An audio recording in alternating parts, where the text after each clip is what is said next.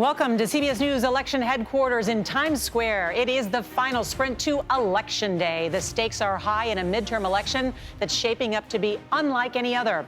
What happens during this election could dramatically reshape the next 2 years of the Biden presidency and our country. The big question, who will control Congress? Americans are already showing up the polls for early voting in record numbers, and this could be a historic year for turnout. We have a brilliant team of reporters and political analysts ready to cover every angle of this election and bring you important context and analysis. We'll get to talk to everybody tonight. Let's start with our chief political analyst and senior national correspondent, John Dickerson. And John, as you're watching this, how's this midterm, do you think, going to be different? What's at stake? Well, we are in a period of unexpected turbulence in American life. These are not just developments. These are 40-year developments, and the inflation is rise to a 40-year high. Education scores for fourth graders and eighth graders are at record lows. You've got destabilization across the world. You've seen a social policy with abortion overturned after 50 years. Unsettling moments in American life. But then the system in America that we use to address those problems, the electoral system, has never been under greater threat in our lifetime, certainly. And that's because half of the people running in the Republican Party are running for office while arguing that the process of electing them is not worthy of, is not safe and doesn't work. That they're election deniers. They're election deniers. So the system for fixing all these challenges we have is itself one of our biggest challenges. One of the things we'll be watching closely right here on election night, and Margaret Brennan, our moderator of Face the Nation. Some people have characterized this election as Dobbs versus jobs. Okay, the economy, right? That's jobs. And Dobbs, the abortion decision that did several months ago energize Democratic voters. But will it on Tuesday night, the results that we'll see? People care about the 3 feet in front of them and what's on their kitchen table, right? And this is in a massive period of transition. It's the pandemic hangover, and people aren't so much worried about their jobs as they are the paycheck that they have. And Republicans believe this is a really powerful issue for them, particularly in a state like Nevada. It has what, second highest jobless rate in the country. It was hit very hard by the pandemic. They have among the highest gas prices in the country. You have economies in Ohio and Pennsylvania that have been sluggish in their recovery. So they don't feel it or buy it necessarily when the president says the foundations are strong. You look at energy prices. It's been incredibly politicized in this campaign. You have President Biden calling it Putin's price hike. Well, it's only partially due to the war. It's also many global factors. Republicans are arguing, well, you could just pump more oil. That has worked effectively for them on the campaign trail. When President Biden says something like, I'm going to get rid of coal production, that lands in a painful way for people who are worried about the economy in their backyard. And you just said something that really reminded me when you talked about Nevada, of course. That is one of the most endangered Democratic senators in that state. That's exactly why I'm flagging that there, because this is a place where the politics are going to be kind of complicated and the economy and inflation are very real. I just want to be really clear here, though, that, we're talking about lawmakers. What they can actually do is fairly limited on the economy. We're really in the hands of the central bankers at the Federal Reserve at this point, and we're also in the hands of this global power competition between the U.S. and China. John referenced it. This is so key. We are in transition. The world is changing. The global economy is changing. And that's painful. And that disconnect that Margaret's raising between what can actually be done and what candidates are running on, a lot of the candidates tonight are running on a quick fix to the inflation problem. You know what is impossible for them to do in the Senate? Come up with a quick fix to the inflation problem. That disconnect between what is being promised and what is real has been a disconnect with American voters for many, many, many different cycles. And it's why we've seen this whipsawing between parties over the last many years. And that may be embedded in the results we see again tonight. Well, I can tell you what, there's not going to be a disconnect when it comes with our data on election night, because we have the best data, I think, of anybody out there. And the man responsible for all of that is Anthony Salvanto, who is our CBS News Elections and Surveys Director, and our entire team. And so, Anthony, tell us about the groups that we're going to be tracking. Thank you, Nora. I appreciate that. We want to tell the story of this election through the eyes of the voters who decided and the way that they live their lives. So let me show you 4 key groups of influencers to watch on election night that we've been tracking, starting with the pressured parents. And this echoes a lot of what Margaret and John were just talking about. These are parents who've told us that dealing with COVID had a negative impact on their kids while the pandemic was raging, and then inflation hit them hard. Now their finances are under stress. Then there's the Trump true believers. These are the folks who consider themselves not just Republicans, but part of the MAGA movement. They demand that the party be loyal to the former president, and they've really been the center of gravity in the Republican Party because they have elevated a lot of those election deniers into position to be the nominees through the primaries. Well, watch what happens on election night if those nominees were, in fact, motivating to that base, or if they were too far to the right for the rest of the electorate. Then the Restoring Roe voters. These are women who tell us that abortion, and specifically going back or reversing what happened to Roe v. Wade, is their #1 issue. The question here is, will there be enough of them on election night? We know so far they've motivated Democrats. Can they save the Democrats' majority?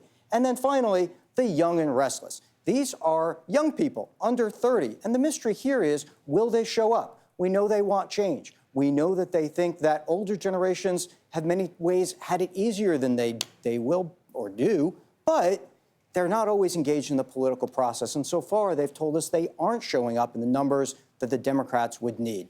That's what we're watching, and we'll follow these groups all through election night.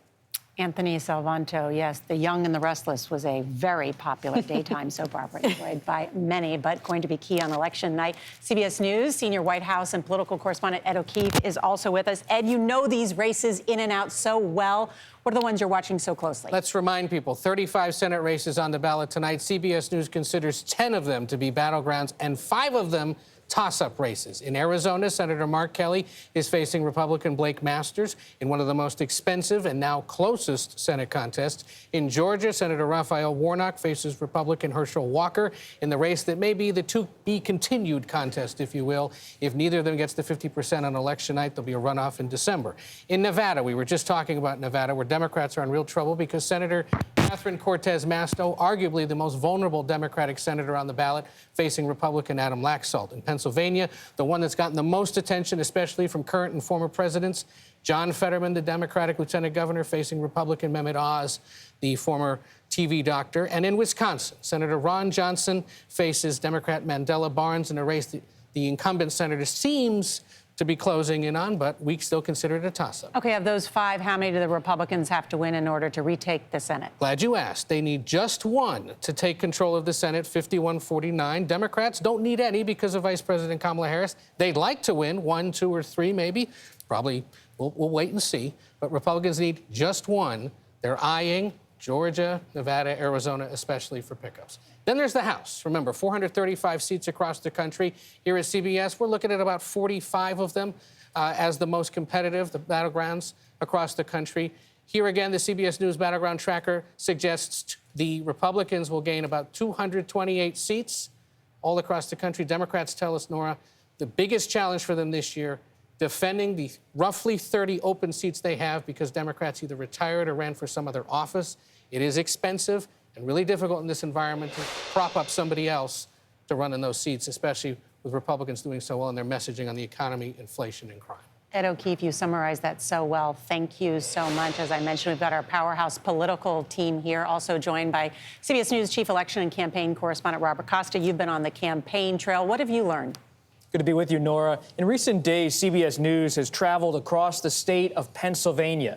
I sat down with the retiring Republican Senator Pat Toomey. He has endorsed Mehmet Oz, the Senate candidate there. He said to Dr. Oz, the best thing you can do in these closing days is focus on the economy, crime, immigration, nothing else. And when I saw Dr. Oz on the campaign trail in the final week, he said to his own voters, remember, when you talk to your friends and neighbors, only talk about the economy, crime, and immigration. But Democrats believe other issues are on the table. I sat down with Democrat John Fetterman, running for the U.S. Senate, the lieutenant governor.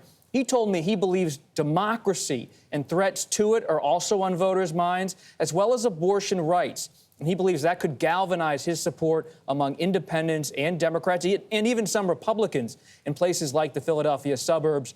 On the same wavelength, Josh Shapiro, the Attorney General of Pennsylvania, has sat down running for governor with CBS News, said he's reaching out to Republicans in Philly's suburbs and in the Pittsburgh area. Well, we're going to be looking at Pennsylvania so much on election night. Thank you for that and for those interviews, Robert. I want to bring in Nancy Cordes, who's our CBS News chief White House correspondent. Okay, I have 2 questions for you. Yes. First, We're about to see a big sea change in Washington. We could see a big sea change. If the Democrats are defeated in the House, Speaker Nancy Pelosi no longer Speaker, and we'll have Kevin McCarthy as the new Speaker. That means things will change a lot. Right, because he's already made it very clear that he wants to try to roll back as much of President Biden's agenda as possible. That means that that things that the president considers to be his biggest achievements could be on the chopping block, and he certainly won't be able to get more of the things done that he says he wants to do. He says he wants to pass an assault weapons ban. He says he wants to codify Roe v. Wade. That's just completely off the table if Republicans take control. And they have already vowed to begin investigating not only President Biden, but his family, top officials in the White House. And that could consume Washington if you have Republicans in the House and potentially in the Senate basically opening the floodgates for investigations. As we mentioned, you're our chief White House correspondent covering President Biden. He's about to turn 80 years old to serve the last 2 years of his presidency. How will things change for him, and how have we seen him sort of use his power or his lower approval ratings on the campaign trail? Well, you know, he started out 2 years ago with pretty high approval ratings, 57%. He's now down to 40%. And that has really limited his ability to get out there and campaign for candidates, particularly in swing states. He's not that much of an asset to them right now. He's had to kind of play it coy about whether he plans to run for re-election. In 2024, we still assume that he will. He says if he's healthy, then he expects that he'll be able to do it. But for election law reasons, he can't say definitively that he is going to run. And the question, of course, is if he decides that he isn't, who in the Democratic Party is going to step up and take the reins? Oh, my goodness. We could do another whole show on that. I would love that. Who could be? Nancy Cordes talking about the Biden effect. Let's talk about the Trump effect with our congressional correspondent, Scott MacFarlane. Scott? Despite what happened January 6th and the scathing findings of the January 6th committee, an endorsement from former President Trump is a golden ticket and has been throughout this whole cycle. 247 of the federal and statewide candidates on the ballot tonight were endorsed by the former president. In the U.S. House, 153. In the Senate, 25. Even in Secretary of State contest, the former president gave endorsements. These are people who will control some of the levers of election administration in 2024 if they prevail. But also his impact early in this past congressional term. You'll recall these 9 members of the House January 6th committee. One of them's not on the ballot tonight, somebody the former president opposed, Liz Cheney. You'll also recall at the start of 2021, just after the former president's term, there were 10 U.S. House Republicans who voted to impeach him.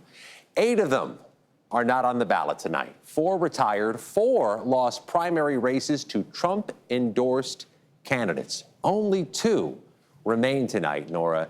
The impact the former president's being felt from start to finish tonight. The golden ticket. All right, Scott MacFarlane, thank you so much. Well, CBS News has been televising elections since 1948, but this is the first year that we will have a democracy desk. We'll check in with them when we come back.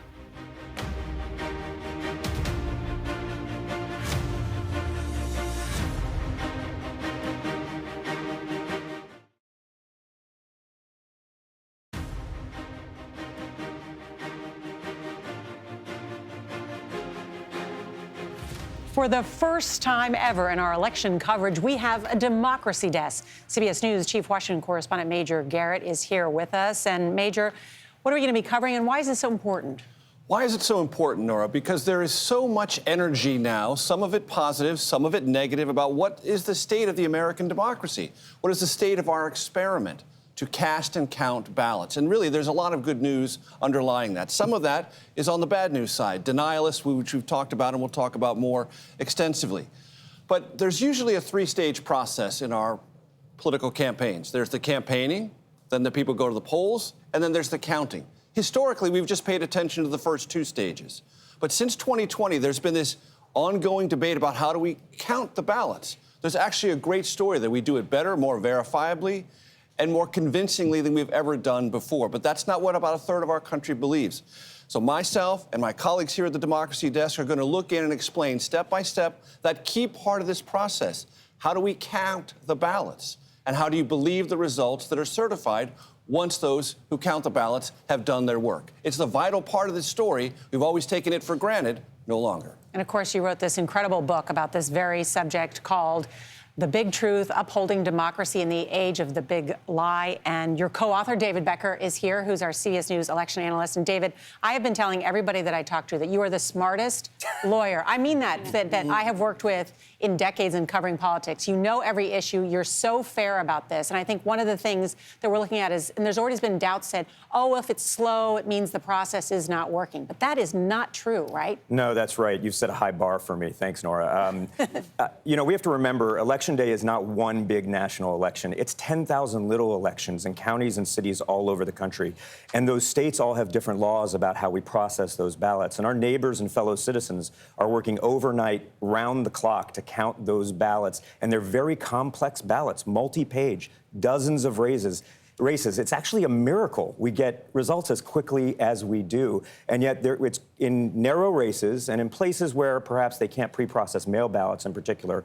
I'm looking at Pennsylvania and Wisconsin, where they're going to be counting a little more slowly than states, for instance, like Georgia and Florida, where they can pre-process those mail ballots. It might take some time, and that is not suspect at all. That is just the normal process that we've always had. We've never had all of the ballots counted on election night in American history. And once again, we won't this year. As you've explained to me, right, states like Ohio, Georgia, Florida, where there are Republican governors, they can pre-process those early votes that have been taken. But there are other states where you cannot pre-process, like Pennsylvania, right? That's right. So Pennsylvania and Wisconsin, they don't allow them to process them until Election Day. Michigan, they have the option of pre-processing them about 2 days before. So in big cities, they might do that. But if they have a lot of mail ballots, that's not much time. And interestingly, Maryland, which might not be a swing state, they can't even start processing those ballots until Thursday after Election Day. Wow, that's interesting.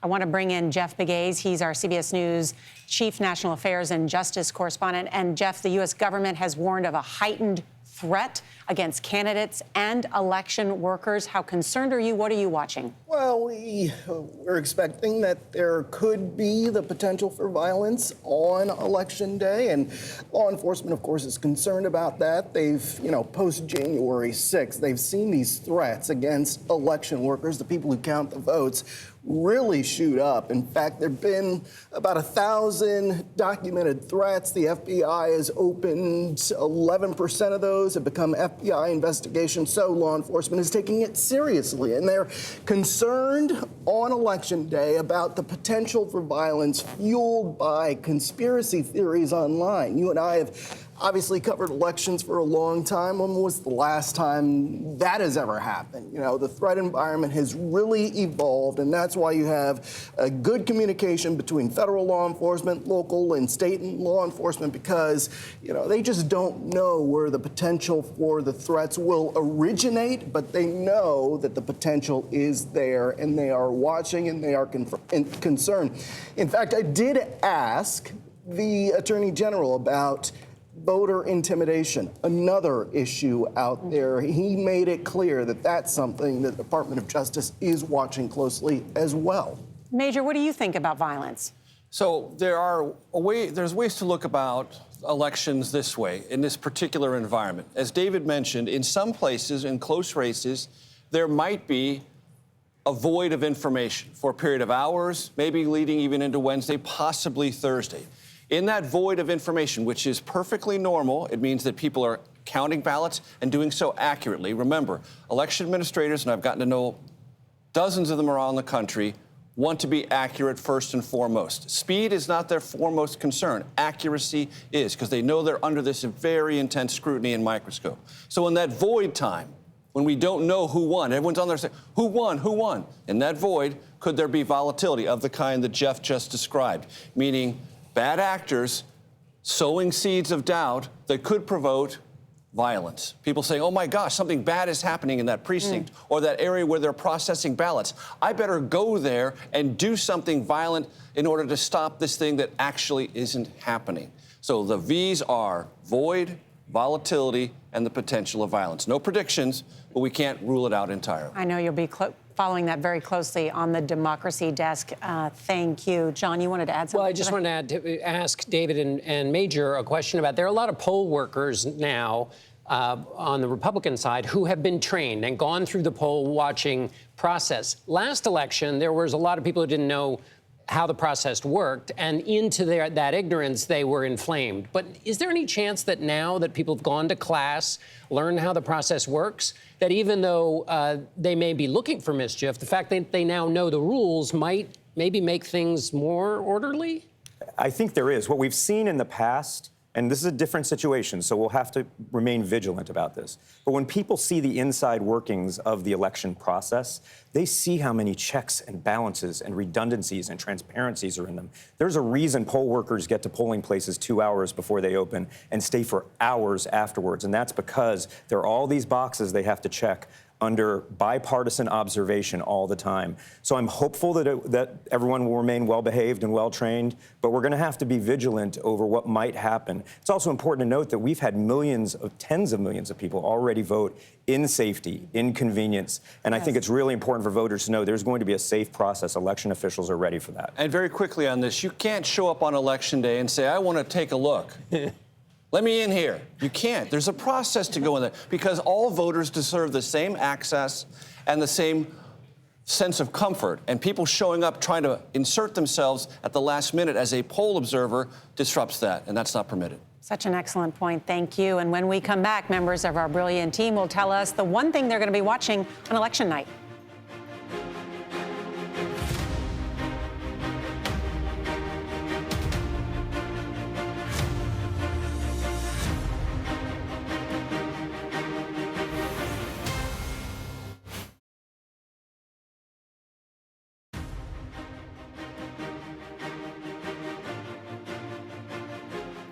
Tens of millions of Americans have already cast their ballots in early voting, but what will you be watching for on election night? Let's bring in Robert Costa. And Robert, what have you been hearing, reporting about that interests you?